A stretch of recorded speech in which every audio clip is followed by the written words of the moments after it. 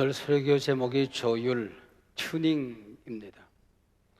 악기는 기온, 습도 등 여러 가지 조건 때문에 음이 달라질 수가 있습니다. 이때 달라진 음을 표준음에 맞추어 제대로 소리를 내게 하는 것을 조율이라고 하지요. 오케스트라 연주에 가보면 공연이 시작되기 전 모든 연주자들이 서로 음을 요란스럽게 맞추는 것을 볼 수가 있습니다. 조율하는 시간입니다. 성악가들이나 저 같은 설교가들도 단에 서기 전에 목소리를 조율하고 섭니다. 우리 인생이나 신앙생활에도 조율이 필요합니다. 피아노가 A음을 치면 오보에가 그 소리에 높이를 맞춥니다. 그러면 다른 모든 악기들은 오보에의 음높이에 자신의 악기를 맞추도록 되어 있습니다. 우리 신앙생활 조율에도 오보에가 있습니다. 표준음이 있는 겁니다. 신앙 조율의 삼각형이라고 저는 설명을 해요. 세상이 다 변해도 변하지 않는 하나님의 말씀이 있습니다. 이 말씀이 기준입니다. 오보에입니다. 표준음입니다. 두 번째는 내가 생각하고 말하고 판단하는 모든 것이 우리 예수님께 영광이 되는가 하는 겁니다. 마지막 세 번째는 내가 판단하고 생각하고 말하는 모든 것이 주님이 피 흘려 세운 이 교회의 유익이 되는가 하는 것입니다. 하나님의 말씀, 예수님께 영광, 그리고 교회의 유익, 이게 오보에입니다. 오늘 코로나19 팬데믹으로 우리 성도들의 표준음이 많이 흔들려 버렸습니다. 삶의 우선순위, 특별히 예배 생활의 줄이 너무나 느슨해졌습니다. 이 공기 중에는 수많은 전파들이 지금 떠다닙니다. TV나 라디오를 어디에 사이클 맞추느냐 여하에 따라서 들리는 소리가 달라집니다. 눈으로 보는 화면이 달라지는 거죠. 우리의 영성도 마찬가지입니다. 세상의 사이클을 맞추고 살아가면은 세상만 크게 보여요. 세상 일만 중요하게 보여요. 하나님이 안 보여요. 신앙의 기준이 사라져버리고 마는 것입니다. 코로나19 팬데믹 2년 넘어 보내면서 다시 한번 우리는 하나님의 말씀에, 하나님의 뜻에, 교회에 우리의 사이클을 조율해야 할 시간입니다. 이전에 섬기던 어떤 교회 권사님 한 분이 계셨어요. 외동아들이 장가를 갔습니다. 근데 이 며느라기가 마음에 들지를 않았던가 봐요. 어떻게 키운 내 아들인데 며느라기가 미워 죽겠는 겁니다. 구박을 하다가 기도원에 기도하러 간다고 올라갔어요. 2주나 3주쯤 되었는데 내려왔어요. 제 서재방에 찾아오더니, 목사님, 제가 이번에 우리 가정을 위해서 기도하다가 하나님의 음성을 들었습니다 그래요. 그래서 듣지도 보지도 못한 말을 하길래 하나님의 음성이 어떻게 들립니까? 그랬더니 빨리 이제 내려가거라. 빨리 내려가서 너희 집에 며느라기가 시집을 잘못 들어왔다. 너희 집 망하게 생겼으니까 신속하게 아들하고 그 며느라하고 이혼을 시켜라 그러더래요. 여러분, 그게 성령의 소리일까요? 악령도 치사해서 그런 소리는 안 합니다. 자기 소리를 자기가 들은 겁니다. 며느라를 미워하는 자기 소리를 자기가 듣고 하나님의 음성을 들었다고 말하는 것이죠. 영성훈련이 뭡니까? 저는 영성훈련이란 사이클을 제대로 맞추고 살아가는 것이라고 생각합니다. 하나님의 말씀에 우리 하나님에게 사이클을 딱 맞추면 하나님이 기뻐하는 건 나도 기뻐요. 하나님이 싫어하는 건 나도 싫어요. 하나님이 하고 싶은 말을 나도 하는 거예요. 하나님이 침묵하고 계실 때 나도 침묵할 수가 있는 겁니다. 가야 될까 말아야 될까? 하나님이 기뻐하면 가는 거예요. 하나님이 싫어하는 곳은 안 가는 겁니다. 사는 것도 죽는 것도 하나님 앞에 사이클을 맞추고 우리가 살아가는 것이지요. 우리 신앙생활, 인생을 조율할 때에 하나님과의 관계가 제대로 잘 조율되어 있는가? 내게 맡겨진 사람들, 교회 공동체와 조율이 잘 되어져 있는가? 여러분, 세상 살면서도 돈의 흐름이 보여야 되는 거예요. 장사 아이디어가 번쩍번쩍 생겨나야 되는 거예요. 그 세상살이와 조율이 잘 되어야 한다는 것이죠. 오늘 본문의 배경을 살펴볼 필요가 있습니다. 아합 왕은 대단히 악한 왕이었지만은 정치적으로, 경제적으로, 외교적으로 능수능란한 왕이었습니다. 아합 왕이 죽고 그의 아들 아하시야, 그도 곧 죽어요. 그리고 여호람, 이 아들에게로 이어지면서 이스라엘은 쇠퇴기를 겪게 되는 것입니다. 이 틈을 타서 저공을 바치던 모압이 배신을 하게 되는 것이지요. 이스라엘 왕 여호람은 유다 왕 여호사밧과 아람 왕을 설득해서 연합군을 결성하고 이 모압을 징벌하러 나서게 되는 것입니다. 앞불사 길을 잘못 들었어요. 사막으로 들어가서 일주일쯤 걸어가는데 물이 말라버린 것입니다. 비가 올 기미도 보이지 않습니다. 샘을 찾을 길이 없습니다. 여기서 본문의 주인공처럼 등장하는 이 여호람이 어떤 인물인지 우리는 살펴볼 필요가 있습니다. 그의 아버지와 형이 죽자 아버지가 섬기던 바알 우상을 때려 부숩니다. 개혁을 하는가 보다 싶었는데 웬걸 여로보암의 길을 따랐다 성경 그러는데 금송아지 우상을 끌고 들어온 것입니다. 예수 믿고 난 다음에 예수 믿는 사람들은 술, 담배를 안 한다더라. 술, 담배를 턱 끊어요. 야, 제대로 믿으려나 보다. 그랬더니 웬걸 조상 제사를 끊지를 못하네요. 그것뿐만 아니고 주일이 된데도 뭐 하는지를 몰라요. 성수주일 신앙이 없어요. 하나님 앞에 자기의 뭔가 물질을 드리는 헌신 생활이 없어요. 이런 사람을 두고 우리는 여호람 같은 인물이라고 하는 거지요.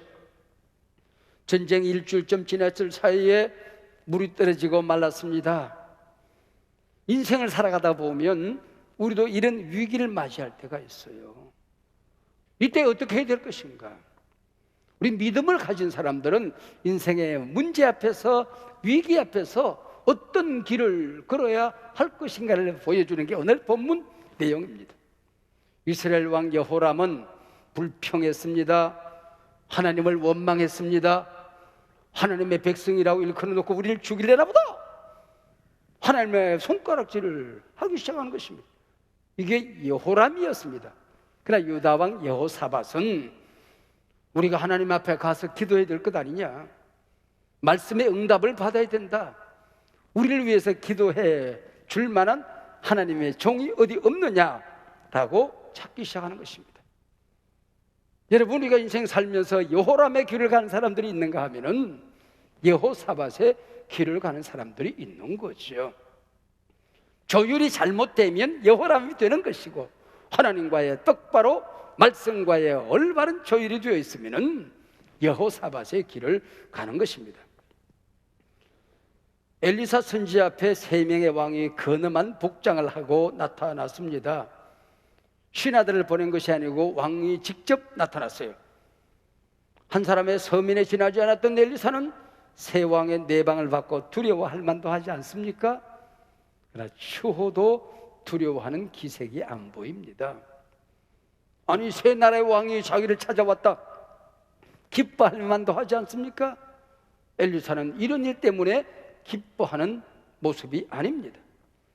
여러분, 오늘도 말씀의 종이라면, 하나님의 종이라고 한다면 이런 영적인 품이, 당당함이 있어야 되지 않겠습니까? 사회적으로 신분 높은 사람 앞에서는 쩔쩔매고 사회적인 약자들 앞에서는 고개를 빳빳하게 들어서 함부로 대한다고 한다면 그를 두고 어찌 우리가 주의 종이라고 할 수가 있겠습니까? 여호람을 향하여 기탄 없이 꾸중을 합니다. 그리고 여호사밧을 격려합니다. 11절에 보면은 유다왕 여호사밧이 말을 합니다. 우리가 여호와께 물을 만한 여호와의 선지자가 여기 있느냐? 위기 앞에서 여호사밧은 얼마나 귀한 자세를 보입니까? 우리가 여호와께 물을 만한 여호와의 선지자가 여기 없느냐 그 얘기입니다. 신하 중에 한 사람이 엘리야의 손에 물을 붓던 사밧의 아들 엘리사가 여기 있습니다 라고 대답해요. 참 재미있는 말입니다. 저 같으면은 시대를 호령하던 엘리야 선지자의 제자가 있는데 그가 스승의 겉옷을 물려받고 능력을 고스란히 물려받은 갑절의 영감을 받은 대선지자가 여기 있습니다. 이 정도로 소개할 것 같은데 엘리야 선지자가 선발을 닦을 때 물을 길러와서 그 선발에 물을 붓던 제자라고 얘기를 합니다. 얼마나 스승을 잘 섬겼는지, 말씀의 종을 얼마나 지극정성으로 섬겼는지를 말하고 있습니다. 그 얘기를 듣고 여호사밧이 말합니다. 하나님의 말씀이 그에게 있도다. 말씀의 종을 어떻게 섬겼는지를 보고 여호와의 말씀이 그에게 있도다라고 단언을 해버리는 것입니다. 하나님의 말씀 능력입니다. 길 없는 이 시대 하나님의 말씀 길입니다. 어디서 우리가 구원을 받을 수 있겠느냐? 하나님의 말씀이 구원입니다. 하나님의 말씀을 받아야 살아나는 것입니다. 오늘 우리 성도들이 주일 예배를 찾아오십니다. 이것이 바로 엘리사를 찾아오는 거예요. 여러분 오늘 왜 교회 예배에 왔습니까? 오늘 말씀 들으러 온 것 아닙니까? 오늘 이 시간에 뉴노멀의 새 시대에 나를 향한 하나님의 말씀이 무엇인가? 그 말씀 듣기 위해서 오는 것 아닙니까? 사랑하는 여러분, 인생의 위기와 문제 앞에서 찾아갈 교회, 찾아갈 예배, 찾아갈 주의 종, 들어야 될 말씀이 있다는 게 얼마나 귀한 일입니까? 그에게 말씀이 있도다. 우리 교회에는 하나님의 살아있는 말씀이 있다. 이 고백을 할 수 있으면 얼마나 멋진 일입니까? 영생의 말씀이 여기 계시오매 우리가 어디로 가겠습니까? 주님 앞에 선 제자들의 고백이었습니다. 어떤 교회에 목사님이 은퇴를 하고 새로 젊은 목사가 부임을 했대요. 그래서 그 교회의 성도에게 물었어요. 목사님이 어떤 분이 오셨습니까? 그랬더니 말씀이 조금 약해서 그렇지 생긴 게 훤해요. 그래. 호당입니다. 또 뭐 최근에 일은 아니지만은 그 교회 어떤 목사님이 새로 부임했습니까? 그랬더니 목사님 박사이가 2개예요. 2개 그래. 내가 속으로 나는 3개다 3개 그래. 우리 목사님은 말씀이 있습니다. 우리 교회는 말씀이 있습니다. 우리 예배는 말씀이 있습니다. 이 고백이 우리의 고백이 되기를 바랍니다. 그때 엘리사 선지자가 새 왕 앞에 얘기를 합니다. 검은고 탈자를 내게 불러오소서. 하나님의 임재, 하나님의 영감, 하나님의 능력, 하나님의 말씀과 악기를 연결한 신구약 성경의 유일한 본문입니다. 여러분, 검은고는 현악기입니다. 줄을 튕김으로써 소리가 나는 것입니다. 줄이 생명입니다. 위대한 바이올린 연주가 파가니니가 4개의 군의자들 앞에서 연주를 시작했어요. 연주를 막 시작했는데 줄 하나가 툭 하고 끊어져. 그냥 아랑곳하지 않고 연주를 계속해서 합니다. 연주가 클라이막스쯤 다다랐을까요? 또 줄 한두 개가 툭 하고 터져. 그리고 내려보더니 줄이 끊어진 것을 양해를 구하고 마지막 한 줄로 멋진 연주를 해마쳤습니다. 조마조마하던 모든 사람들이 나서 우리와 같은 박수로 파가니를 격려했습니다. 인생 살다 보면 생각지도 못하게 줄이 툭 끊어질 때가 있어요. 사랑하는 사람을 믿고 살았는데 그 사람이 내 곁을 떠나갑니다. 어릴 때부터 남부럽지 않게 부유한 가정에서 살았는데 내가 이제 우리 가족을 이끌어야 되는데 모든 사업이 무너져서 빚더미에 앉을 때가 있는 거야. 남부럽지 않은 건강으로 살아갑니다. 평생 병원이랑 가본 적은 내나 툭툭 쓰러져요. 건강의 질이 툭 끊어질 때가 있는 것입니다. 그러나 여러분, 하나님이 나를 사랑합니다. 나는 하나님을 믿습니다. 나는 하나님의 자녀가 되었습니다. 내게 말씀이 있습니다. 내게는 기도가 있습니다. 성령이 함께합니다. 이 믿음의 줄이 끊어지지 않으면 어떤 일이 있어도 여러분의 인생은 멋지게 연주되어질 줄로 믿습니다. 같은 15절에 또 재미있는 말씀이 나옵니다. 검은고 타는 자가 검은고를 탈 때에 여호와의 손이 엘리사 위에 있더니 그랬습니다. 역시 능력의 임재가 여호와의 손, 하나님의 말씀이 여호와의 손과 함께 임한다는 본문도 신구의 성경에 여기가 유일한 본문입니다. 자, 그러면 여호와의 손이 어디에 임해야 될까요? 검은고를 연주할 때에 여호와의 손이 검은고 위에 있더라 그래야 될 것 아닙니까? 그러나 능력이 검은고에서 나타나는 게 아니라고 하는 것입니다. 엘리사에게 여호와의 손이 있더라 그랬습니다. 여러분, 말씀이 능력입니다. 말씀 받아야 합니다. 말씀 안에 생명이 있습니다. 말씀 안에 길이 있습니다. 엘리사 위에 여호와의 손이 있더라 그랬어요. 여호람은 바알을 섬기고 아세라를 섬기고 금송아지를 섬기는 가문입니다.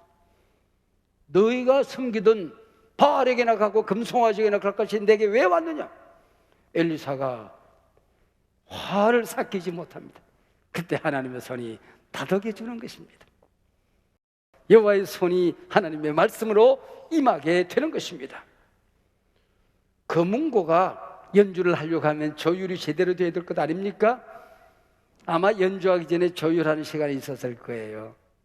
엘리사의 마음도 하나님 앞에 조율이 되어지고 세왕도 장수들도 군인들도 하나님과의 관계가 조율되어지는 시간입니다. 여러분, 세상이 지금 뉴노멀이라고 할 만큼 전혀 다른 세상이 우리 앞에 펼쳐지고 있습니다. 기업을 하시는 분들, 조그만한 가게 하나를 하시는 분들도 세상이 달라지고 있습니다. 이 언택트 시대에 적응하지 못하면은 내놓으라는 기업들이 퍽퍽 쓰러지고 있습니다. 이 디지털 시대에 적응을 잘할 수 있어요. 조율이 제대로 되어야 되는 것입니다. 뿐만 아니라 기업도 돈만 벌면 되던 시대는 지나갔어요. 어떤 수단 방법 가리지 않고 좋은 상품만 만들면 되던 시대도 지나갔어요. 그래서 여러분, 이 새 시대의 경영을 ESG 경영이라고 그러지 않습니까? 이는 환경을 얘기해요. 이 제품을 만들기 위해서 내 시대는 돈을 벌었지만은 다음 시대의 기후가 무너지고 탄소가 쏟아져 나오면 안 되는 거예요. 그리고 돈 벌어서 사회를 섬기고 사회적인 약자를 돌볼 수 있는 마음의 여유가 없으면 사람들이 상품을 안 사는 거예요. 그리고 경영이 연약한 사람들까지 다 품에 안고 이 거버넌스가 잘 형성이 되어져야 되는 거예요. 경영이 혁신되어져서 저 기업은 사람을 우선하는 기업이야, 이 칭찬이 없으면 사람들이 상품을 안 사는 시대가 된 거예요. 여러분, 이 세상과도 조율이 잘 돼야 되고 모든 것이 이 시대와 조율이 돼야 되듯이 우리 믿음 생활 하나님과 조율되지 않고는 지금 우리는 올바른 삶을, 올바른 신앙생활을 할 수가 없는 것입니다. 오늘 예배를 통하여 여러분의 영성이, 여러분의 찬송이, 여러분의 예배가, 기도 생활이 올바로 조율되어지는 은혜를 받으시기를 바랍니다. 하나님의 손이, 여호와의 손이 엘리사에게 임했을 때에 엘리사가 이제 됐다, 개천을 많이 팔아, 개천을 많이 팔아. 임금도 파고 장수도 파고 군사들도 파고 너도 나도 개천을 많이 팔아. 이 절망의 골짜기, 덜멩이만 굴러다니던 물 한 방울이 없던 이 골짜기에 개천을 파는 대로 물이 쏟아져 나오는데 어느 시간에 언제 물이 쏟아지느냐? 온 백성이 함께 소재 드리는 시간에, 소재 드리는 시간에 물이 쏟아지고 있었던 것입니다. 저희들은 어려서부터 문제가 있을 때마다 산에 올라가는 게 버릇이 되었어요. 신학교 다니다가 등록금 낼 때가 되면 제때 등록금을 내본 적이 없거든요. 그러면 산에 올라가는 거야. 그냥 하나님이 그냥 응답을 주실 때까지 산에 매달려서 사나무 뿌리를 뽑는 겁니다. 몸이 아파도 뭐 그 당시 병원 갈 만한 형편이 있습니까? 형편이 안 되니까 산에 올라가서 하나님 죽이시면 죽지요, 뭐 살려주세요. 사나무 뿌리 붙들고 실험하는 신앙이었어요. 그러니까 피가 끈적끈적하고 살이 만져지고 이 진흙이 만져지는 그런 신앙생활을 해왔죠. 내가 우리 교육자들과 함께 아침 회의를 하면서 여러분들은 산에 가서 나무 뿌리 뽑는 신앙생활이 아닌데 컴퓨터 신앙 가지고는 안 된다. 컴퓨터 안에 하나님 안 계신다. 그게 뭐 신통한 줄 알고 컴퓨터 안에서 뭐가 있는 줄 알고 하면 안 된다. 그 안에 좋은 정보들이 있을 것이다. 그러나 기도해야 한다. 말씀 붙들고 씨름을 해야 된다. 말씀 붙드는 시간 없으면, 기도 붙드는 시간 없으면 다 허당 껍데기씩 껍데기. 여러분, 소재가 뭡니까? 온 백성이 함께 제사하는 시간입니다. 주일날 이 시간에 모이면 여러분 능력이 나타납니다. 감사특반 3주가 동안 우리가 말씀 듣고 찬양하고 기도하면 여러분 하나님을 못 만난 분 계십니까? 응답 못 받으신 분 계십니까? 능력 못 받으신 분 계십니까? 왜요? 소재 드리는 시간에, 함께 모이는 시간에, 내 곁에 있는 사람이 성령 받는 그 시간에 그 임재가 임파테이션 되어서 내게도 임재가 나타나는 겁니다. 믿으시길 바랍니다. 옆에 사람이 울면 울음도 전념이 되어져요. 옆에 사람이 춤을 추면 기쁨도 전념이 되어져요. 옆에 사람이 모두 말씀에 아멘 하면 그 아멘의 능력이 내게 능력으로 나타나는 거예요. 응답으로 나타나는 거예요. 조율로 나타나는 거예요. 이게 함께 모이는데 능력이 있는 거예요. 이게 바로 소재 드리는 시간에 물이 쏟아지게 되는 것입니다. 의계인이라는 책이 있어요. 정성일이라는 분이 쓴 간증글입니다. 그는 사업가로서 촉망받던 사람이었습니다. 불의의 사고로 하반신 마비 척수장애 1급 판정을 받고 몇 차례 자살을 시도하지만은 미수에 그치게 됩니다. 극적으로 하나님을 만납니다. 한때 그도 교회 열심히 다니고 신앙생활을 잘 하던 사람인데 사업을 합리하고는 12시간 넘도록 매일같이 술에 빠져 살았습니다. 사업 확장되는 재미에 교회를 멀리한 지가 퍽이나 오래되어졌습니다. 사업자 친구들과 함께 영동 고속도로를 질주하다가 죽음의 위기를 맞는 교통사고를 당하게 되는 것입니다. 삶을 저주하고 살다가 하나님을 만나게 되죠. 그리고는 성경책을 펼쳐놓고 어게인 다시라는 책을 씁니다. 그의 책 서문을 읽음으로써 오늘 말씀을 맺을까 생각합니다. 건강이라면 누구보다도 자신했던 사람이 있었습니다. 그는 사람과 인생을 즐길 줄도 알았습니다. 술집에 가면 최고의 인기를 누리며 밤새는 줄 모른 채 사람들과 어울려 지냈습니다. 내게 주어진 인생이니 마음껏 살면 된다고 생각했습니다. 그러나 그에게 불현듯 찾아온 교통사고 1급 척수장애 판정은 그에게 한 치 앞을 내다볼 수 없게 만들었습니다. 하반신 마비, 대소변 조절 불가, 시시때때로 찾아오는 불가항력적인 통증들, 그런 이런 장애와 고통 앞에 인생을 저주했습니다. 인생이여 죽어버려라, 침을 뱉고도 싶었습니다. 그때 하나님은 그를 찾아오셨습니다. 그를 향한 하나님의 사랑과 계획하심이 얼마나 위대한지를 알려주셨습니다. 이 책을 쓰는 이유와 목적이 있습니다. 건강이들이 이 책을 읽고 건강할 때, 복을 누릴 때 하나님을 온전히 섬기며 주님께 주신 사명을 감사함으로 감당하기를 바라는 마음이 있습니다. 그리고 이 어려운 시절에 비록 벼랑 끝에 서 있는 절망을 만난다 할지라도 사지를 움직일 수만 있다면 우리는 얼마든지 하나님 안에서 다시 시작할 수 있음을 전하고자 합니다. 문제는 고난의 농도가 아니라 조율이었습니다. 지금 여러분 인생을 조율해야 할 시간입니다.